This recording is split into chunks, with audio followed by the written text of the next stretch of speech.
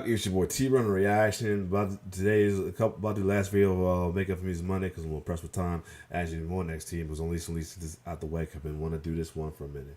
So I'm about to do this video from Hip Hop Madness. So I did a couple videos from him. One was Hip Hop LA lost his how LA Hip Hop lost his cool. A while back, Drake being the original. No, L Cool being the original Drake. I thought one of the videos about the hip hop decline in hip hop. It was on this channel too. But anyway, this one was something for me. You know, I'm getting to beat making as well too. Especially, I'm really have to get into it more now with this new little toy my wife got me for Christmas. Yes, I got this, the Launchpad and NPC, so I really gotta get on the ball now.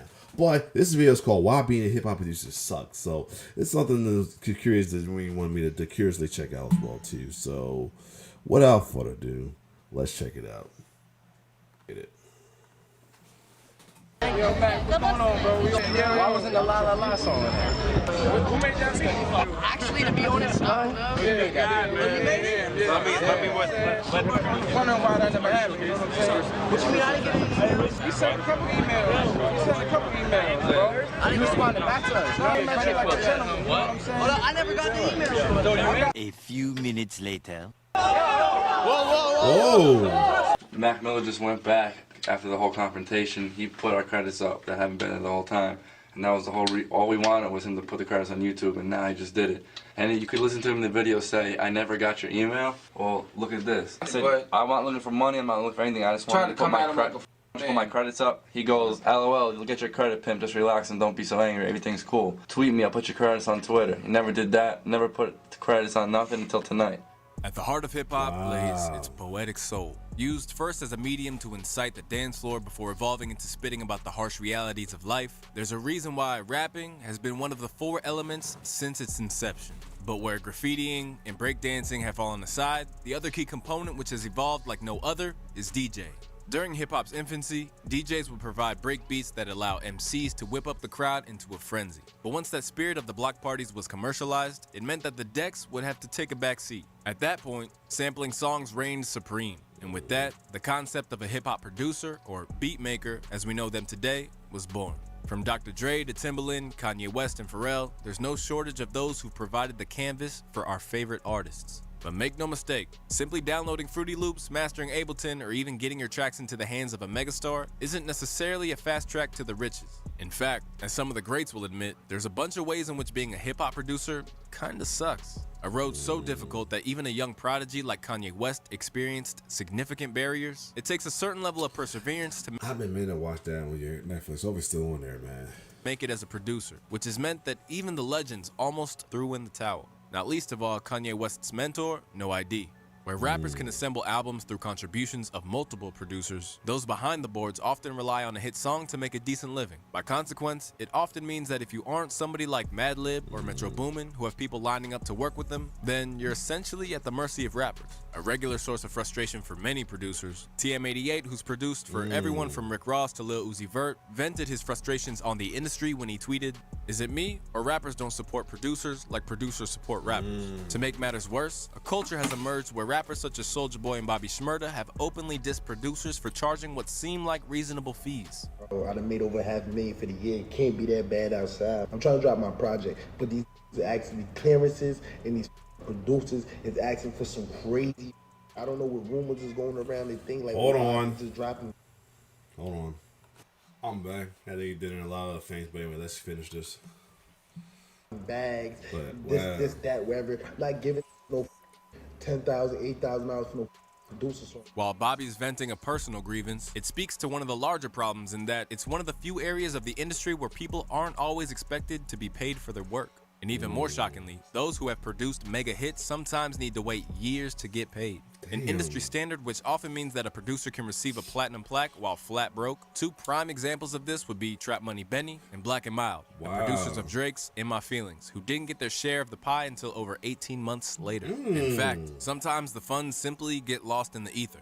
Frankly, the load of work for a lot of law firms is too heavy to handle, said Jordan Bromley, a partner at Manat Entertainment. Producers' clearances get put at the bottom of a growing pile. Later, he estimated that there's hundreds of millions of dollars that should be in writer-producer bank accounts that are not. And when you consider how the game works and the delay from making the track to the finished song hitting radios, it's really no surprise. After it was released, producers of 50 Cent's Animal Ambition said that many of the beats were upwards of 5 years old. And in one instance, Steve Alien, who produced Every Time I Come Around, had actually quit the industry at that point and had to try to find the file.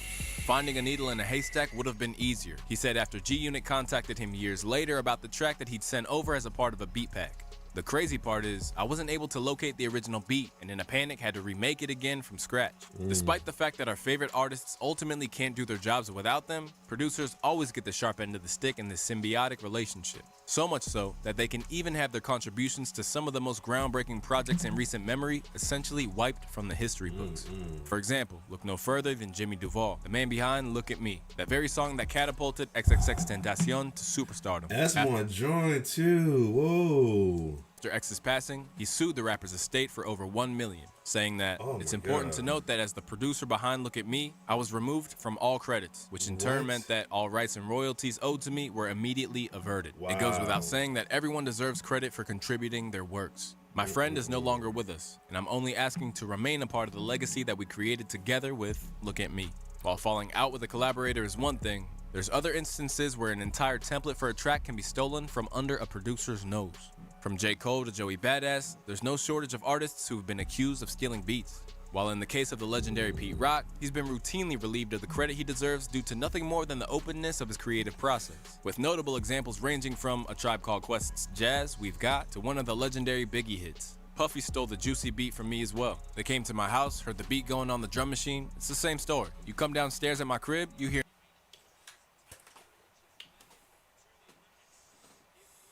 I'm trying. I gotta find a different angle because the way my things is I gotta fix that, but still.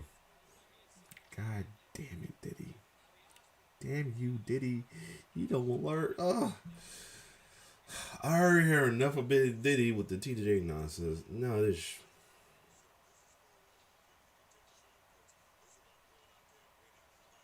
Anyway, let's keep going. hear music. You heard that, and the next thing you know, it comes out. I'm not mad at anybody. I just want the correct credit. But where Pete Rock has been a victim of plagiarism, there's other cases where beats can fall into the hands of those whose values don't align with your own, which provide another reason for why being a producer isn't all it's cracked up to be. For one high-profile example of this, look at Pierre Bourne's beat that would go on to become 6ix9ine's Gummo, a track which he never cleared for release and left him feeling violated. I never wanted to have anything to do with that song just because of how they went about releasing it. It was very disrespectful. I didn't want the money. Everyone was shocked because I was like, no, I didn't give him that.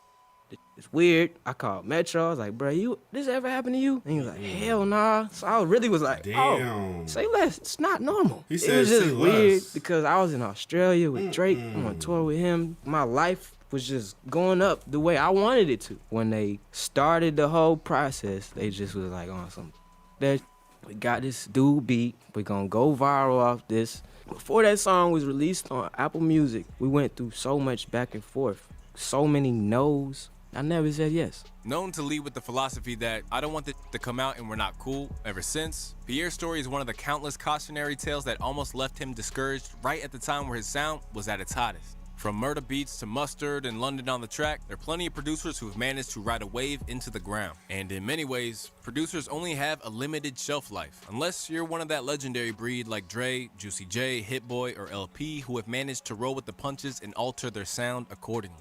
But even if you're as talented as Dr. Dre, there are still loopholes which labels can use to ensure that producers aren't fairly compensated. For evidence, look no further than Wiz Khalifa's producer, E-Dan. The Khalifa album, I don't know if they called it a street album. They came up with some really clever name that essentially meant everyone involved, you're going to get paid, half what you normally do. I've seen it happen really more often in the last few years. Anything to save a buck for these labels. In the wake of his comments, DJ Burn One revealed that he had a similar experience when it came to a now legendary album, tweeting, RCA got us producers like this on the first Rocky album too. Mixtape. That's why it's not on streaming sites. We gotta eat while they tour off our records. Damn. Between accusations of beat jacking and the trickery they endure from labels, calls for a producers union have been getting increasingly prominent. Every person on the XXL cover should have had the producer of whatever song got them on the XXL cover with them on the cover. Sonny Digital tweeted, "Take the beats of these hits, and what do we have?" But while a union would advocate on the behalf of those who signed up, one issue is that it probably won't work as long as there are still impressionable kids out there. There's always going to be some kid on SoundCloud or at home making beats for the first time that will bend or fold to certain circumstances, said Hitmaker when asked about the prospect of creating new industry standards. However, it isn't all bad, and in some ways, there's more ground to navigate the industry on your terms than ever before. Courtesy of sites like BeatStars, producers no longer need to be summoned to work as a part of a crack team like Puffy's Trackmasters, or sign on to become an in-house producer with a major label. I signed up to BeatStars. I haven't like really fully I fulfilled it as much, but I have to gotta push. I got stuff won't be started. Just make it. Due to sites like these, they can make inroads without having to go through the usual gatekeeping structure. In fact, the #1 hit of all time, Old Town Road, originated from the BeatStars account of Dutch producer Young Key, and by July of 2021, they'd paid over $150 million in royalties to independent beatmakers. Even if you're dealing with the majors, there are ways to bend the game in your favor. Namely, steering clear of familiar contractual traps to keep things on your terms in the vein of a Metro Boomin with an admin deal. I don't really pub deals like that, but a good admin deal is cool. The admin deal is they take a small percentage, like 8%. They collect your money and send it to you. So it's not like the publishing deal, which really they're basically just doing that and they want half all your money. You still get an advance on that based on what you done or what you got in the pipeline. I had waited to sign one until I had hella. They really just want to be in business with you. In summary, an admin deal can accelerate the process of getting your paper, where otherwise you might remain at the bottom of a pile for a long, long time. From Mike Will Made It setting up his own imprint and working with his own crop of in-house artists, to No ID recently selling his entire catalog for a rumored 8-figure deal, there's ways for producers to get what they're due. However, it requires a level of business acumen that's every bit as important as your skill behind the boards. But whether it's through a union or refusing to send beats until they've had a down payment on the artist's end, it's clear that producers are becoming increasingly aware of not only their intrinsic value, but the options at their disposal as well. So, if they band together, there's no telling how they could transform the industry as we know it. Man, that's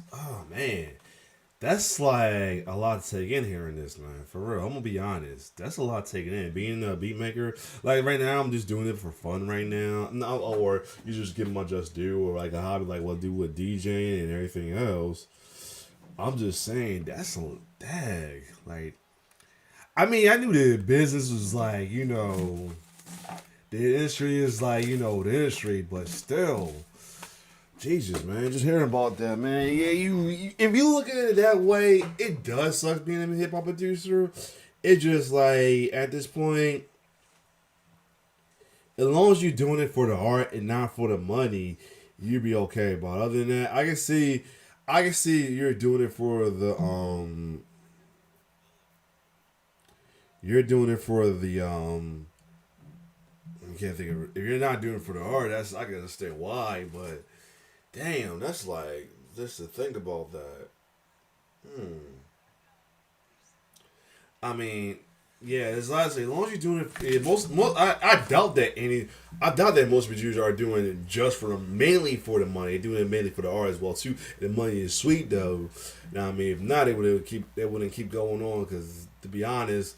Like, if you're doing it just for more of a profit than the art, then you probably would have been quit by now and thought you wasted your time, in my opinion. I mean, I may be talking my ass, but just to think about it, though, like just to think about, like, somebody who wanted to, get a mainstream producer, you might want to just do it for the art. To put it as for the art, though, don't expect too much from it, I mean, unless you do get, like I said, if you're getting plaques and recognition, but barely getting paid, then yeah. I mean, it's think about it, it's artists, it's not just producers, it's artists in general who went through that. Got like recognition and all this stuff, but barely get paid. You know the new edition story, and many other people's stories as well too. But yeah, that's oh my god, that's wild. That's wild is rushing that though. Just thinking about that, like Jesus, that's something to think about. Other than that, this was a cool video to watch as well too. I might have rewatched it myself on my own. But if you like my reaction, like, share, subscribe to my YouTube channel. I mean, if you're not putting this, I'm like ready to start on this soon, but it's just like, right now, I might just do it just for the fuck of it and make it beats for fun. Somebody wants it, they can have it. One might wasn't, they take it, just, So I'm looking at this. So see, one that they can take is just, but just prepare for the reality of it. But yeah, it's your boy T-Bird signing off. One love.